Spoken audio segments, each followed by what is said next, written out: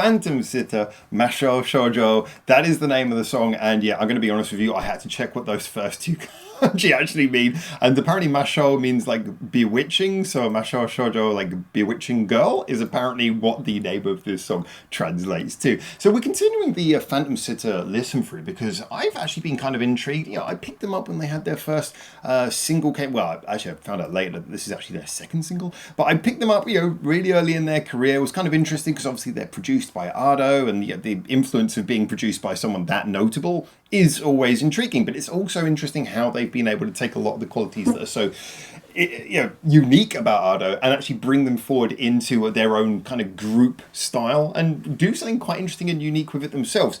However, I had not been listening to enough of their songs. I'd fallen quite a long way behind, and so I've been catching up by basically pressing the most popular button on their videos page and rolling down it. And now we're down to Masho Shoujo, which, as I say, is the fourth song in the selection. I don't know if this is the good way to approach it. I also found out from someone in the comments, and thank you to everyone in the comments, by the way, but apparently the songs, that their music video songs are their only songs. Like, they don't have any non-music video songs.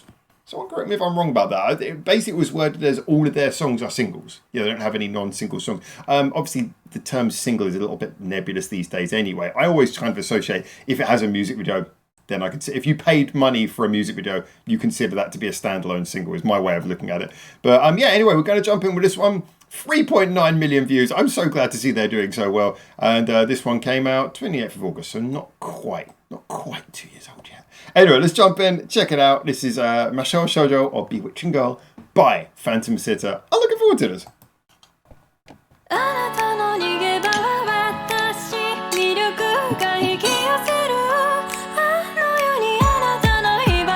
Nice bouncy start. I feel like it's about to come in. Oh, okay. Bit of a low-key sinister vibe at the moment. I love those chord choices.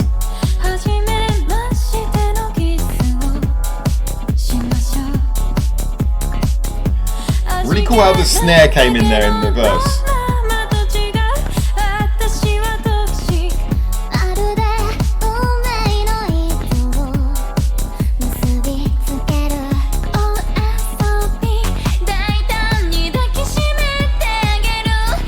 I love how all their voices are quite distinct and identifiable.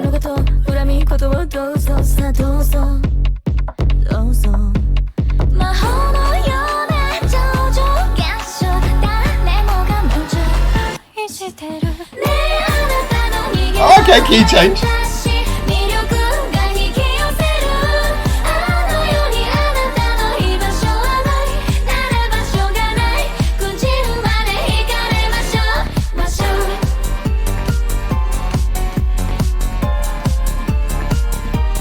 That kind of broken music box as well. They like to keep the creepy in their songs, don't they?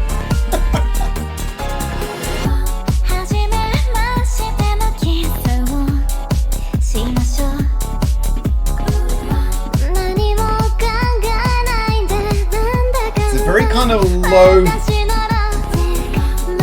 like lo-fi kind of style song. But it's got this rolling pace.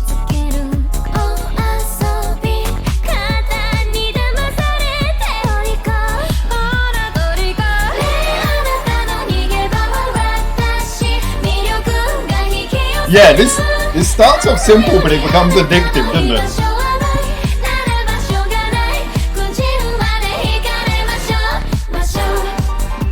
Between this and their new music video, I'm getting the feeling that as a group, they just hang out in the woods, terrifying guys. Oh, that piano is nice. That is funky.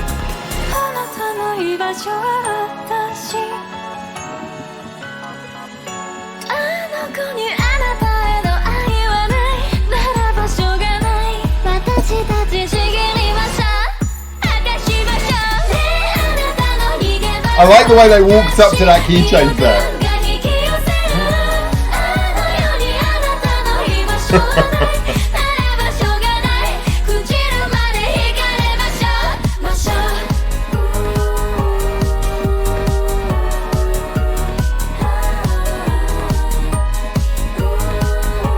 Why do I get the feeling that if Ardo ever does a face reveal, it will be in a Phantom Sitter music video, but we just won't know. That was cool. That was. Oh well. Wait. I think I caught that little twist at the end there. Oh yeah, there's the picture. Oh, nice. Nice. What did she eat there? What did she eat? I feel like there's a lot of little sinister Easter eggs in here I'm missing. Those credits are unreadable, even on my full screen, so no chance you're going to read them on that tiny thing that I've got up in the corner here. But anyway, credit to everyone involved. This was really fun. And do you know what? This kind of fits into that category where I would say, is this doing all the crazy, wild things that take Phantom Sitter to their most exciting places? Maybe not, but is it effective? Yeah, do you know, I feel like this sits on that side of the border where it's not their most experimental, crazy song, but it does click and it does work well. And I always feel like if you're a group whose identity is very much formed on the fact that you are kind of a bit weird and quirky and unusual, if you do something which is a little bit more, shall we say, accessible, then you need to make it really hit. And yeah, this for me was definitely the sort of song you could get this drilled in your head, you could get this quite earwormy, this could get quite addictive, and I think the whole flow was brilliant. I noticed that straight from the get-go, it starts off with kind of a, like I said, sort of a low-key build-up, and I think it was actually not until the first verse that the snare came in at all, and that's actually kind of a somewhat underrated technique which is used a lot in things like EDM, but also sometimes in rock, where if you start off a song and you just don't use the snare for a while, when you do bring it in, you really feel it. And I think that's actually what they did here. Let me just check.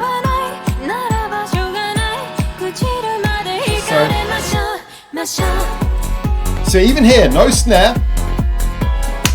There's no snare yet. So you can just feel there's tension, but then the song starts to hit pace the minute the first verse comes in. I like that. I think that's a really, it's a very simple technique, but if you use it correctly, it can be very effective. I've heard songs that actually restrain the snare until the second verse. And it can really work, but in this case, yeah, I really think that they did a really good job there of having the intro just kind of feel a bit sus, a bit suspicious, a bit creepy, but still you got the kick. You know that something's coming. It's kind of keeping that heartbeat going, and then the snare comes in, and that's when you know we mean business. Now we're rolling along, and then from that point on, like I said, it starts from that heartbeat of the kick, and then the full beat comes in the verse, and you just keep on barreling along all the way through to the end. The song doesn't have any moments where it explodes and goes into, oh, here's the big part for the chorus. It kind of mostly keeps that low-key vibe all the way through, which is why I think the choruses are moved up into a different key, and they got a slightly different key, because that's how it expresses that this is the chorus, this is the big bit, the dramatic bit, and then it goes down to the verse. Yeah, there's a simple way of doing it without having to add any big changes to the arrangement. If you want to keep the arrangement feeling kind of minimalistic, but you also want to make it clear that the chorus is another level above, it's the more dramatic bit, then yeah, key change is a simple way to do that. And not uncommon in Japanese rock. I've said this before, like the key change chorus is not an unheard of technique, but I think they implemented it very well here. It really worked with the ethos and arrangement of this song. I think another thing that I would also point out is that they've, again, mastered that kind of creepy sound. You've got things like the music box, which is very sort of simple, but also having that with the big sort of dramatic bang of the brass when it comes in and gives you a bang, like the horns go. My vocal representations of instruments are on point. But yeah, I love when you have those little moments come in like that as well, because it gives you a little bit of a sudden jump. But not so much that it kind of removes the low-key sinister vibe. I mean, you hear those brass sounds. The brass sounds are still quite low, even though it's like, bang. It's a very sharp sound, but it's very low. If it was like high-pitched brass, it would kind of, I think, shake up everything too much. So I really like how they've used that low brass to give it a little bit of punch, but not so much that it actually interrupts the flow of the song. Obviously the bass line as a general is quite sort of low and sinister throughout here, and it kind of keeps the song kind of feeling like it's hunkered down, and it's got this very sort of rhythm based feeling to it. So a lot of these things are very well executed, but then what we come around to is the fact that the vocals, we got 5 very strong vocalists here. This has been proven in other songs, but this song allowed them to just kind of use like a, not over sing. It was just about kind of using a subtlety to their voices. And I think that they actually quite nailed that. Again, I think moreover, in just how subtle this song was, it did demonstrate the differences between their voices. It was interesting that a song that was so, as I say, subtle, you could really hear when it went from one member to another, you could hear the differences in their voices, the different vocal tones, complementary but different enough to, again, add a little bit of variation over the runtime. But yeah, overall, this song managed to stay consistent with its tone, its mood. It managed to keep itself going by having like the little key changes in the chorus, but nothing so big as to like shake you off from the general kind of rolling road feeling that the song has. And I think it just, it executed a really, how long was that?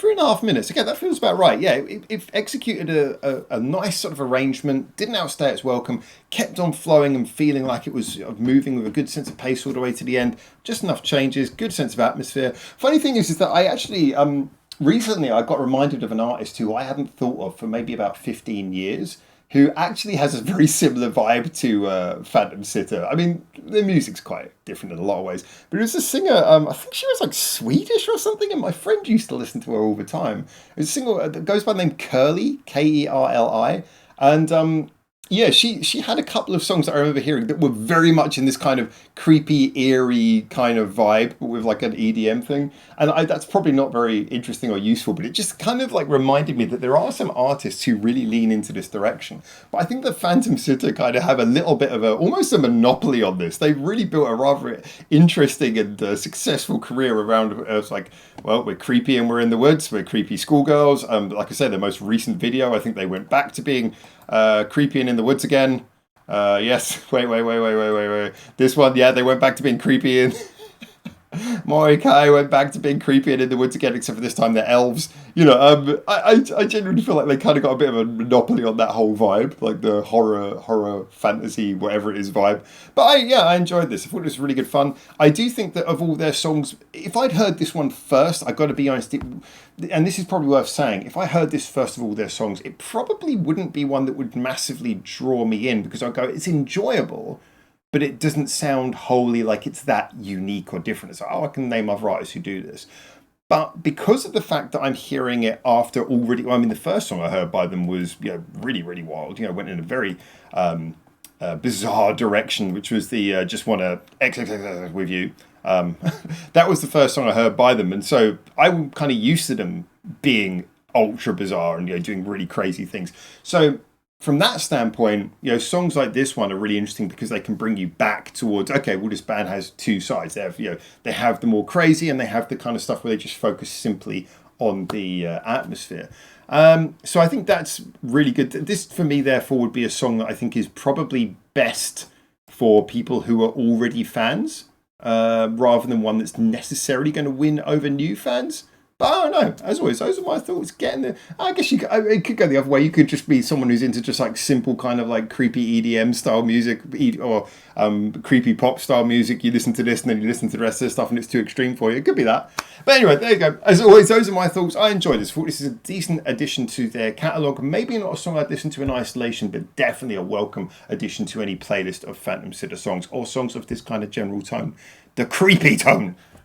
Get in the comments and let me know what you think. And until I hopefully see you very soon for the next one of these. For now, ciao, ciao.